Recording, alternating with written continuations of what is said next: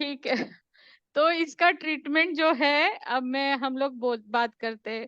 फिर आपका आपको कुछ भी क्वेश्चन पूछना है वो सब लास्ट में ले लेते हैं। और इसका हाँ, उसके पहले मैं एक बहुत जरूरी बात करना चाहती हूँ कि ये है ना, ये जो अस्थमा का बीमारी है वो घर में अगर पिताजी को है तो बेटे को बेटी को होंगी, फिर उनके बच्चों में रहेगी, क्योंकि ये पीढ़ी दर पीढ़ी हमारे जीन्स में थोड़ा सा मॉडिफिकेशन होता है। और फिर वो एलर्जिक टाइप रिएक्शन हर पीढ़ी में हर बच्चे में रहता है। तो इसका एक उदाहरण मैं ही खुद हूँ कि मेरे पिताजी को बहुत अस्थमा का प्रॉब्लम रहता था, तो मुझे बचपन में बहुत ज्यादा होता था। अभी नहीं होता है, लेकिन बचपन में बहुत ज्यादा परेशानी रहती थी। तो सेम जब मेरा बच्चा 2-3 साल का हो गया तो उसको भी परेशानी शुरू हो गई, 1-2-3 साल तक रही। तो ऐसा होता है, लेकिन इसमें घबराना नहीं है। ना कि ये सोचना है कि पंप, या जो पंप है या एक मशीन देते हैं जिसमें से टैबलेट सूंघनी होती है मुंह में, तो इसकी ना तो आदत पड़ती है, ना उसको लंबे समय तक लेना पड़ता है। तो बिल्कुल आपको किसी भी घर में आपको है या बच्चों को है, तो ऐसा नहीं कीजिएगा। जो डॉक्टर ट्रीटमेंट दे रहे हैं वो प्रॉपरली यूज कीजिएगा। स्पेशली लड़कियों को मना कर दिया जाता है, लेकिन लड़का लड़के ऐसा कुछ नहीं है, सब हम लोग इंसान हैं। तो ये बात ध्यान में रखिएगा, ठीक है। तो हम लोग इसका इलाज में क्या क्या होता है देखते हैं, ठीक है। इसके दो दो तरह के इलाज है कि अगर इमरजेंसी बहुत ज्यादा तकलीफ है, सांस लेने में ज्यादा तकलीफ है, घर में बिल्कुल वेट नहीं करना है, सीधे हॉस्पिटल भगाना है पेशेंट को। डॉक्टर को पता है कि उनको ड्रिप लगाएंगे, ड्रिप में दवाई डालेंगे, आपको इंट्रावेनस माने नसों में जो होती है वो दवाई देंगे, और पेशेंट स्टेबल करेंगे। पेशेंट जब स्टेबल हो जाएगा उसको 2-3 दिन का एंटीबायोटिक्स देंगे, और उसके बाद एक उसको नेबुलाइजर आता है जो हॉस्पिटल्स में होता है। हम लोग घर में नहीं रख सकते, क्योंकि जो पढ़े मीन्स जो मेडिकल प्रोफेशनल है वो घर में रख सकते हैं, लेकिन वो पंप में दवाई डाल के है ना, ऐसे मास्क लगाते हैं मुंह को। वो नेबुलाइजर है, वो एक 10-15 मिनट वहां से सांस लेते हैं पेशेंट, तो उसको आराम मिलता है। सुबह शाम 2 बार ऐसे लेते हैं, ठीक है। तो एक वो है। और दूसरा जो है कि आप मेरे पास आए कि मुझे दमा की परेशानी है, मुझे सांस फूल मीन्स सीजनल है कि अभी ठंड का मौसम है, अभी एसी में मैं बैठता हूँ तो मुझे परेशानी होती है, पंखे में बैठता हूँ परेशानी होती है, तो मैं एक पंप इस्तेमाल करने दूंगी। 2-3 चीज है, क्योंकि जो जो दवाई पहले पहले जो देते हैं, अभी भी दवाई है, टैबलेट्स वगैरह है, लेकिन आप जब खाओगे ना टैबलेट्स, तो वो पूरे आपके शरीर में मीन्स असर करता है। और अस्थमा की जो टैबलेट्स होती है वो क्या करती है, बेसिकली आपके जो फेफड़ों की नलियां है वो बंद पड़ने लगती है, तो वो खुलने का काम करती है। तो खुलने के काम करने के लिए आप अगर पेट में दवाई लोगे तो वो सिर्फ लंग्स की नहीं, पूरे शरीर में जितनी भी नसें वगैरह है वो सब खुल जाती है, सब खुल जाती है। हार्ट आपका धड़कन बढ़ जाती है, हाथ पैर ऐसे थर थर थर थर कांपने लगते हैं। ये बिल्कुल कॉमन एक उसका ड्रॉ मीन साइड इफेक्ट्स है। तो वो सारी चीजें जब हम लोग पंप इस्तेमाल करते हैं या नेबुलाइजर लगाते हैं, तो उसकी वजह से आपका कंपन, शरीर का कंपन कम हो जाता है, और पूरे बॉडी में असर ना होते ही सिर्फ फेफड़ों पे असर पड़ता है। तो इसके लिए मेडिकल साइंस बहुत ही मीन्स एडवांस हो गया है। तो ये बहुत ही मीन्स हमारे मानव जाति के लिए ये बहुत ज्यादा बहुत बड़ा इन्वेंशन है। अच्छा, दूसरी बात, मैं ज्यादा डीप में नहीं जाऊंगी कि ल्यूको ट्रिन ब्लॉकर्स यूज करना, क्योंकि आपको मैं बताऊंगी तो भी आपको समझ में नहीं आएगा। लेकिन हाँ, कंट्रोल्ड मेडिकेशन होता है, या एंटी एलर्जिक मेडिकेशन होता है। जैसे कि आपको किस चीज का, कुछ खाने के बाद लोगों को दही मठा खाने के बाद भी सांस फूलने लगती है, या सुई सुई ऐसा आवाज आने लगती है, क्या हरी मिर्च ज्यादा तीखा खाने के बाद भी होती है। तो तुरंत क्या करने करता है, एंटी एलर्जिक हम लोग 2 प्रकार के एंटी एलर्जिक होते हैं। एक स्टेरॉइड्स माने बेटनेसोल और ओमनोकॉर्टिल वगैरह होता है, प्रेडनिसोलोन, वो देते हैं, लेकिन वो यूजुअली डायबिटिक पेशेंट में नहीं देते या एल्डरली पेशेंट में अवॉइड करते हैं। क्योंकि अगर वो देने के बाद चांसेस शुगर बढ़ने का चांसेस रहता है। तो एंटी एलर्जिक एंटी हिस्टामिनिक जो नई चीज़ आई है, लियोसेट लियोसेट्रिजिन और मोंटेलुकास, ये यूजुअली मैं ये प्रेफ़र करती हूँ, ये दे देती हूँ। तो क्या है, जिस वजह से एलर्जिक रिएक्शन जिस कारणों से आता है, ये मेडिकेशन उससे अवॉइड करती है और ये लॉन्ग टर्म के लिए भी दे सकते हैं। पंप है और ये जो एंटी हिस्टामिनिक है, वो लॉन्ग टर्म देने के बाद उसके साइड इफ़ेक्ट्स है नहीं, तो वो भी दे सकते हैं हम लोग। तो ऐसे करके धीरे-धीरे, और ये अगर पंप और एंटी हिस्टामिनिक आप 1 महीना भी लगातार यूज़ करेंगे, तो धीरे-धीरे आपके शरीर उस चीज़ के लिए यूज़्ड टू मीन्स उस शरीर को आदत पड़ जाएगी और धीरे-धीरे वो अस्थमा के अटैक्स कम हो जाएँगे। जैसे आपको पूरा साल भर में परेशानी है, तो 6 means a, particular weather means ठंड में ही परेशानी हो जाएगी। 1-2 साल लॉन्ग पीरियड देखते हैं, पंप लॉन्ग पीरियड इस्तेमाल करते हैं, तो 1-2 साल में वो अस्थमा बिल्कुल खत्म भी हो जाता है। ऐसा है नहीं मीन्स कि उसकी आदत ही पड़ जाएगी वगैरह, ऐसा कुछ है नहीं। तो जो डॉक्टर ट्रीटमेंट देता है, डॉक्टर मीन्स आपको जो बोलते हैं उसको ध्यान से सुनिएगा, क्योंकि जो पंप है सबसे मीन्स ये क्रांतिकारी इनोवेशन है मैं समझूंगी, क्योंकि मैं बचपन में बहुत ही ज्यादा दवाई और इंजेक्शन लेकर लेकर मेरा पूरा बचपन ऐसे ही गया है। लेकिन हाँ, मेरे जब मेरा बेटे को हुआ तो ये मैं क्यों उदाहरण दे रही हूँ कि कितना फर्क पड़ता है, देखिए।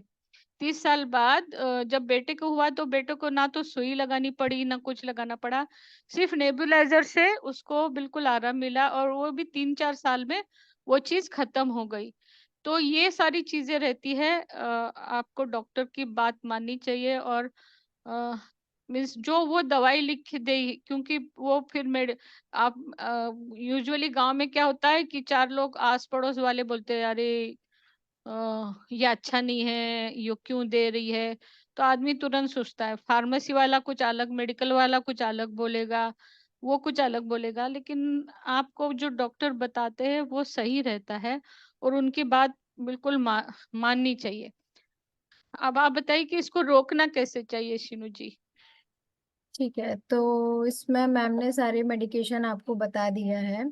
तो वो आपको समझना है कि वो सारी दवाइयाँ आपको लेनी है, ना कि किसी की बातों में आना है कि पंप का इस्तेमाल करेंगे तो हम उसके आदी हो जाएंगे, आदी नहीं होंगे। उसकी वजह जो अस्थमा जो साल भर चलने वाला है उसको हम धीरे धीरे धीरे करके 6 महीने, 6 महीने से 2 महीने, 2 महीने से 1 महीने में ला के इस तरीके से हम उसको कंट्रोल करते करते करते ठीक करेंगे, ना कि इसको और बढ़ाना है। ठीक है, अगर अब हमें इसको अस्थमा को रोकना है तो कुछ सावधानियां रखनी है। जैसे कि आपने देखा होगा कि घर में खासकर गांव में ये होता है कि जो गोबर के उपले होते हैं उससे खाना बनाया जाता है, तो कुछ लोगों को उस धुएं से भी एलर्जी होती है। ठीक है, तो आपको उस कोशिश करना है कि उसका इस्तेमाल कम करना है। घर में जो साफ सफाइयां वगैरह आप लोग करते हैं तो उस समय अपने नाक और अपने मुंह को ढक कर करना है। उसको सावधानी रखना है ताकि वो जो डस्ट पार्टिकल होते हैं वो आपके शरीर के अंदर ना जा पाए। बाहर कभी आप जब निकलते हैं तो उस समय भी अपने फेस को कवर करके, मास्क से पूरा कवर करके निकलना है, ताकि जो डस्ट पार्टिकल है उन सारे वो जो आपके नोज के थ्रू आपके लंग्स में ना जाए। तो ये सारे प्रिकॉशंस होते हैं, सावधानियां होती हैं जो डॉक्टर आपको बताते हैं, तो वो सारी चीजें आपको करनी है। और हाँ, कुछ लोगों को ये भी होता है कि ठंड के टाइम पे ठंडे पानी पीने से भी परेशानियां आती हैं, तो कोशिश करिए कि पानी को गर्म करके थोड़ा सा कुनकुना करके उसको पीजिए। एकदम से गर्म पानी भी नहीं लेना है और एकदम से ठंडा पानी भी नहीं लेना है ठंड के टाइम पे। तो ये थोड़ी सी सावधानियां हैं जो आपको रखनी है। और हाँ, कुछ ये भी होती हैं, डॉक्टर आपको एक्सरसाइज भी बताते हैं, जैसे कि अस्थमा में अक्सर ये होता है कि आपके फेफड़े बहुत कमजोर हो जाते हैं। तो उसमें आपको गहरी सांस लेके उसको कुछ समय के लिए होल्ड करना है, कुछ समय के लिए रोकना है। तो आप जब शुरुआत में जब इसको चालू करते हैं प्रैक्टिस करना, तो शुरुआत में आप ज्यादा समय के लिए इसको नहीं रोक पाते हैं। लेकिन धीरे धीरे धीरे धीरे करके जब आप इसको डेली इस एक्सरसाइज को करने लगते हैं, तो इससे क्या होता है कि आपकी होल्डिंग कैपेसिटी, सांस रोकने की जो क्षमता है वो बढ़ने लगती है, जिससे क्या होता है आपके लंग धीरे धीरे धीरे हेल्दी होने लगते हैं। उसके लिए एक स्पायरोमीटर भी आता है, उसका भी उपयोग करते हैं। नहीं तो अन्यथा आप ऐसे ही सवेरे जब उठते हैं, तो कुछ समय के लिए आप अपने बिस्तर में ही बैठिए, सांस को रोकिए कुछ क्षण के लिए। प्राणायाम। ठीक है। और उसके बाद उसको रोकने के बाद फिर आपको छोड़ना है, और गहरी गहरी सांस लेना है और उसको छोड़ना है। ये दो तरीके की प्रैक्टिस होती है। पहला, गहरी सांस लेना है, उसको होल्ड करके रखना है और छोड़ना है। और दूसरा, गहरी सांस लेके उसको थोड़ी सी लंबे समय के लिए रोकना है। इससे आपके जो फेफड़े होते हैं वो और हेल्दी होते हैं, अच्छे होते हैं। उससे क्या होता है कि जो पूरा ऑक्सीजन है प्रॉपर तरीके से आपके फेफड़ों के अंदर जाता है। ठीक है। तो बस इतना ही मैं बताना चाहूंगी। अब आपको कुछ भी सवाल पूछने हैं तो आप लोग पूछ सकते हैं। जैसे सीनू जी ने कहा कि बहुत ही ये बहुत ही फायदेमंद है प्राणायाम करना, लंबी सांस छोड़ना, लंबी सांस निकाल देना। जैसे कि बाबा रामदेव ने बिल्कुल इंडिया में बहुत रिवॉल्यूशन कर दिया है। जो चीजें नॉर्मल इंसान को नहीं पता थी वो उन्होंने सहज शब्दों में बता के गांव गांव तक वो पहुंच गए। तो अनुलोम विलोम जो करते हैं ना, वो बहुत ही फायदेमंद रहता है। सुबह बस 15 मिनट कर लीजिए, और आप देखिएगा कि एक 15 दिन में बहुत ज्यादा फर्क पड़ता है उससे। बिल्कुल सही मैम, आपने सही कहा। यहाँ तक कि ये चीज मैंने अपनी मम्मी के लिए भी करी थी। उनको जी भी जब परेशानी हुई थी, तो स्पायरोमीटर एक मशीन आती है, उसमें जी कुछ नहीं जी रहता है, बस सांस गहरी भरनी रहती है।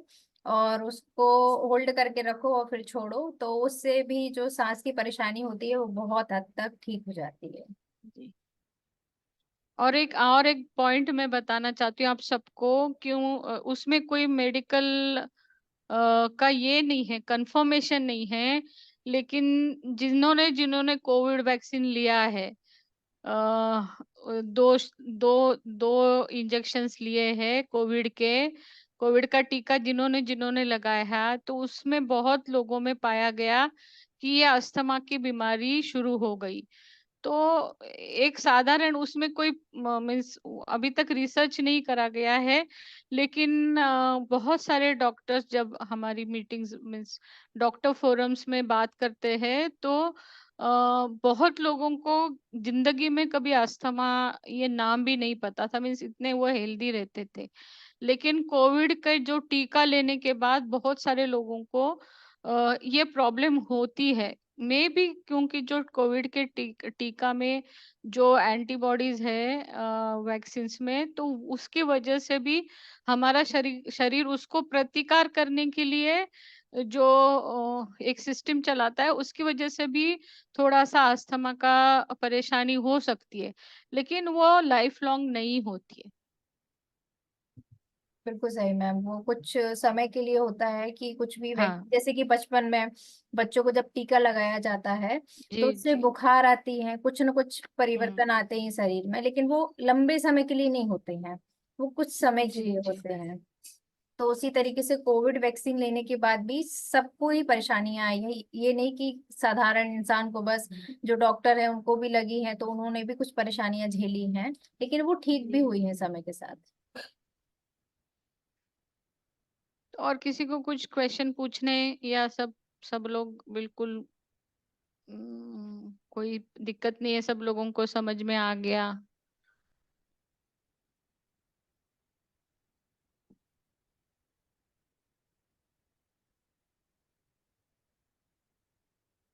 आप में से जो भी लेडीज बैठी हैं, आप हमको सुन पा रही हैं, आपको कुछ भी पूछना है, किसी भी तरीके का सवाल आप पूछ सकते हैं।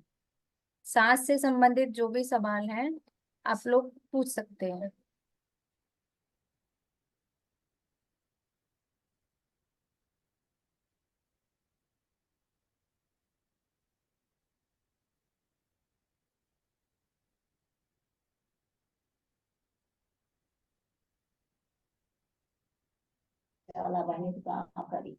Good afternoon everyone.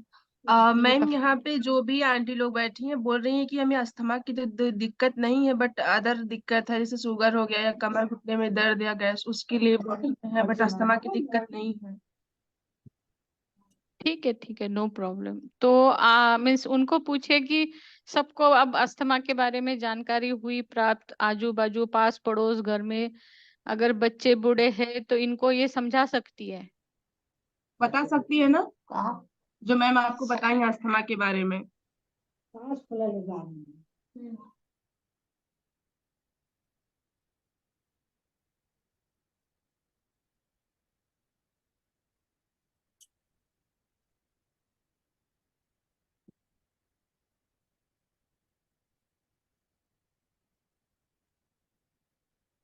Yes ma'am, बोल रही हैं आप। ओके ओके, बोल रही हैं कि बहुत अच्छे से बताइए मैम। ठीक है। जी मैम। तो फिर एंड करें? चलो। यस मैम, और फिर वाइटल कर रहे हैं, उसके बाद मैम कंसल्टेशन फिर आप ही के साथ होगा। जी, ओके, नो प्रॉब्लम। जी मैम। ठीक, okay okay okay, okay. Thank thank you you everybody. Ma'am. Thank you everybody. Thank you ma'am, thank you so Thank you much. so thank much, you. ma'am. Thank you, bye.